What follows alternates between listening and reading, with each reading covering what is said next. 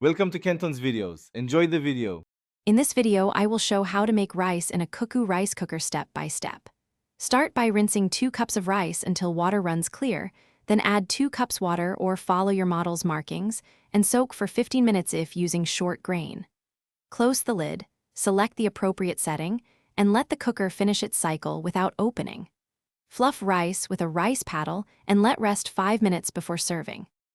Measure rice and water carefully for consistent results. For 2 cups of uncooked rice, use the cooker's 2-cup mark or 2 cups water for most varieties. Rinse rice until water is clear to improve texture. Soak short grain for 15 minutes to help absorption.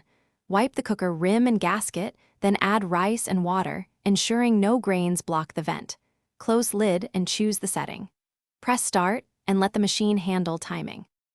If you're finding this video helpful, please subscribe and like to support more cooking tips. Quick recommendation. Life's too short for a stinky car. Grab Little Tree's black ice to keep drives fresh after rice runs. It's a small touch that makes post-cooking car rides nicer and smells great during grocery trips. Please check the description for the product link and other deals. Now let's get back to the video. Select the proper cooking mode on your Cuckoo, like white rice or mixed grain, depending on rice type.